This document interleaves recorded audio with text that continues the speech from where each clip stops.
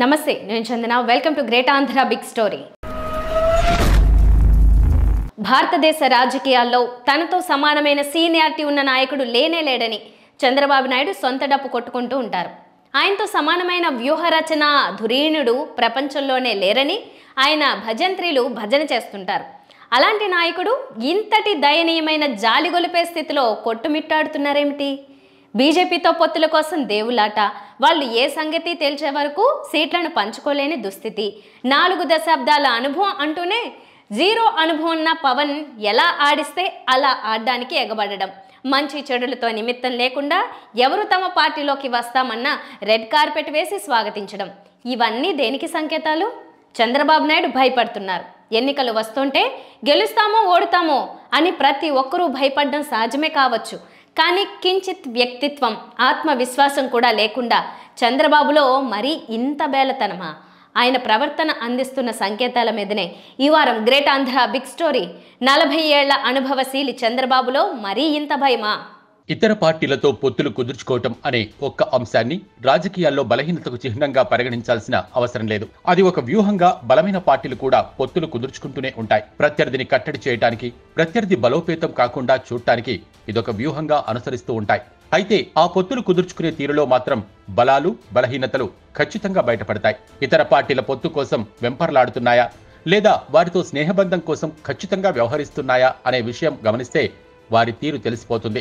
ఈ కోణం నుంచి చూసినప్పుడు ప్రస్తుత ఏపీ రాజకీయాల్లో తెలుగుదేశం పార్టీ, చంద్రబాబు నాయుడు పొత్తుల కోసం ఆరాటపడుతున్న తీరును గమనిస్తే జాలి కలుగుతుంది. 14 ఏళ్లు ముఖ్యమంత్రిగా పనిచేసిన నాయకుడు, 40 ఏళ్లకు పైగా సీనియారిటీ ఉందని చెప్పుకునే రాజకీయ దురంధరుడు ఈయనేనా అనే అనుమానం కలుగుతోంది. ఇంత దీనంగా పొత్తుల కోసం ఆరాటపడుతున్న వారు దేశంలో మరెవరూ మనకు కనిపించరు.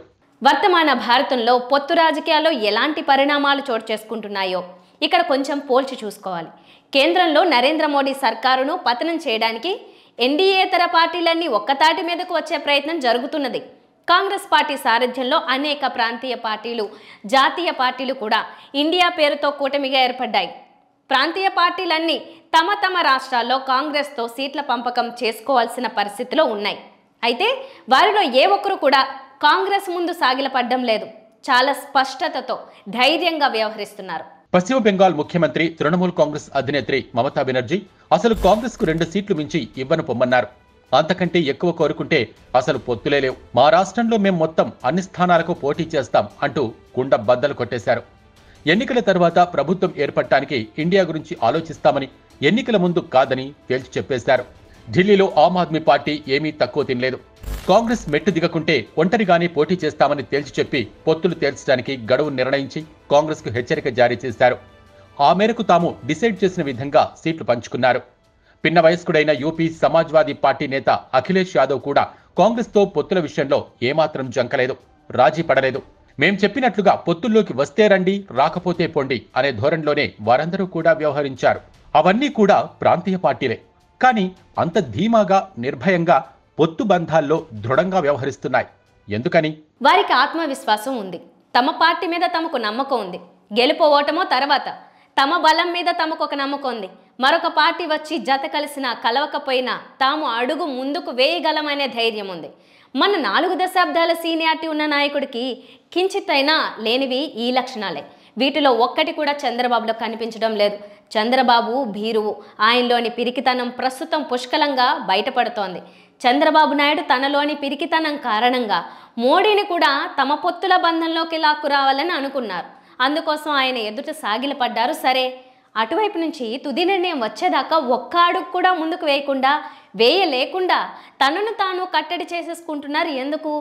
తద్వారా తనలోని పిరికితనాన్ని, భయాన్ని, బేలతనాన్ని ఇంత బాహాటంగా బయట పెట్టుకుంటున్నారు. ఎందుకు? చంద్రబాబు నాయుడు అత్యద్భుతమైన, అసమానమైన రాజకీయ వ్యూహరచన దురంధరుడు అని ముందే చెప్పుకున్నట్లు ఆయన భజంత్రీలు కీర్తిస్తూ ఉంటారు.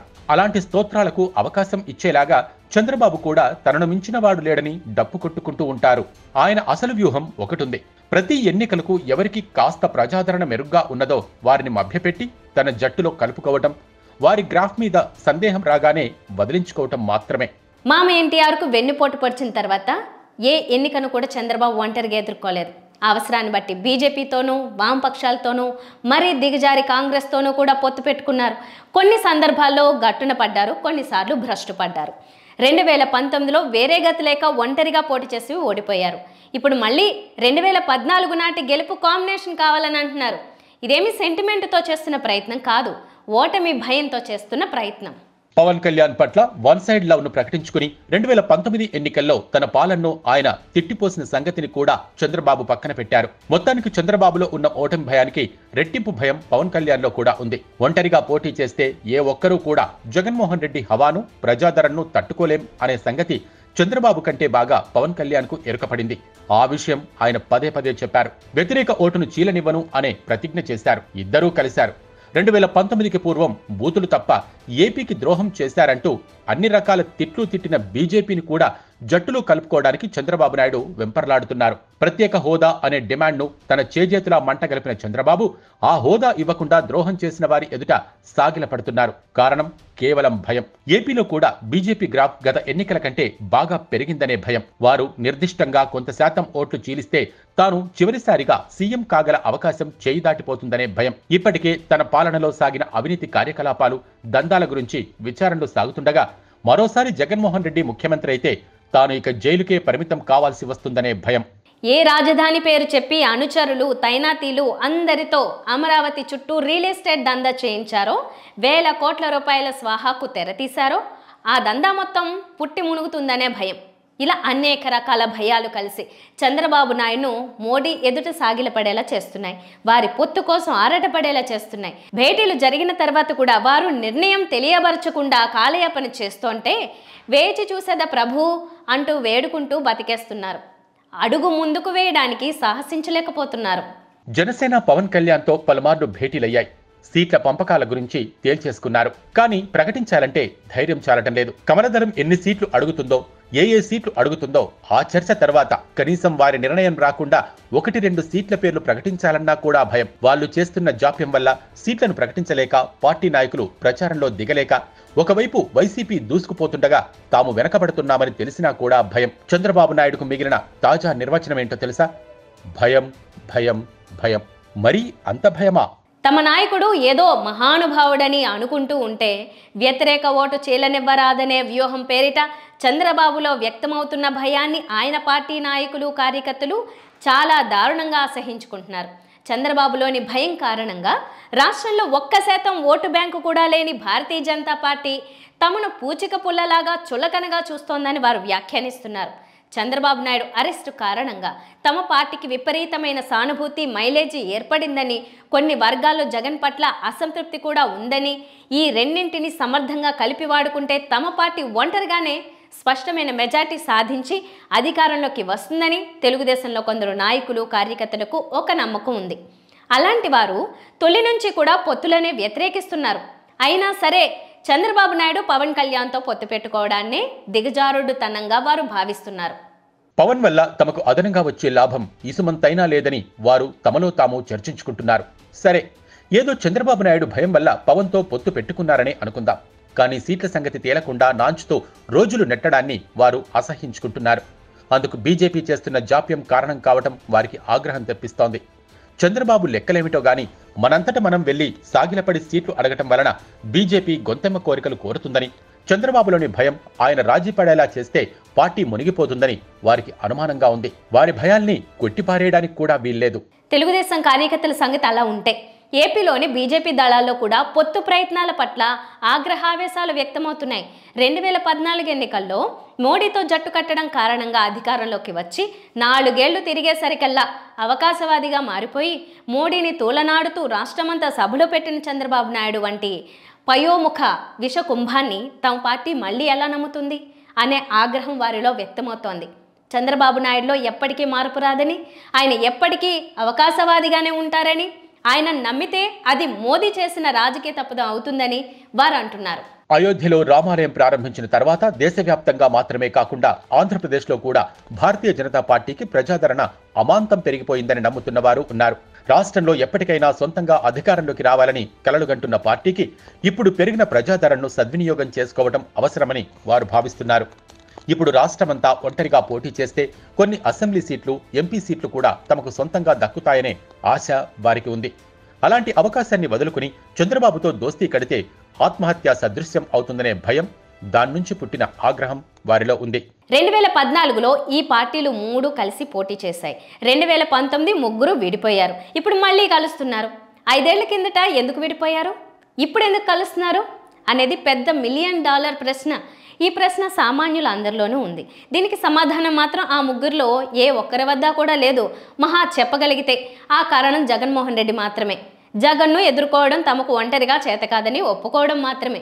ఆ చేతగానితనానికి వారు వ్యతిరేక ఓటును చీలనివ్వకపోవడం అనే అందమైన ముసుగు కింద ఉంచుతారు. చంద్రబాబు నాయుడులో 2019లో కనిపించిన హీరోయిజం పవన్ కళ్యాణ్కు, మోదీకి ఇప్పుడు ఏం కనిపిస్తుందని అనుకోవాలి. అప్పటికి ఇప్పటికీ ముసలితనం తప్ప ఆయనలో వచ్చిన తేడా ఏముంది? ఇవన్నీ కూడా ప్రశ్నలే. చంద్రబాబు నాయుడు తాను జగన్ను ఓడించలేను అనే భయంలో ఏ రకంగా అయితే మోదీ పాదాల వద్ద సాగిలపడి వారు దయపెట్టినప్పుడు వారితో పొత్తులు పెట్టుకోవాలని ఆరాటపడుతున్నారో, అదే తరహాలో మరో రకమైన దిగజారుడుతనాన్ని కూడా బయటపెట్టుకుంటున్నారు. వైసీపీని బలపరుస్తున్నాం అనే యావలో ఆ పార్టీని చీకొడుతున్న నాయకులందరినీ కూడా తన జట్టులో కలుపుకోవడానికి ఆయన ప్రయత్నిస్తున్నారు. అవినీతి ముద్రపడి కలంకితుడైన ఆలూరు ఎమ్మెల్యే, మంత్రి గుమ్మనూరు జయరాం వంటి వారిని కూడా పార్టీలో చేర్చుకోవాలనుకుంటున్నారు. ఢిల్లీ లిక్కర్ స్కామ్లో నిందితుడిగా పచ్చిగా దొరికిపోయిన మాగుంట కుటుంబాన్ని కూడా కలుపుకోవాలని అనుకుంటున్నారు. వీరు మాత్రమే కాదు, అవినీతి, చేతగానితనం, ప్రజాదరణ లేకపోవడం వంటి కారణాల చేత జగన్ పక్కన పెట్టిన వారందరూ చంద్రబాబుకు ఆరాధ్యులవుతున్నారు. ఈ దిగజారుడుతనం పార్టీని ఏ పాతాళానికి తీసుకెళ్తుందో ఎవ్వరికీ అర్థం కావటం లేదు. మరి ఇన్ని భయాలున్నప్పుడు చంద్రబాబు రాజకీయం చేయడం ఎందుకు?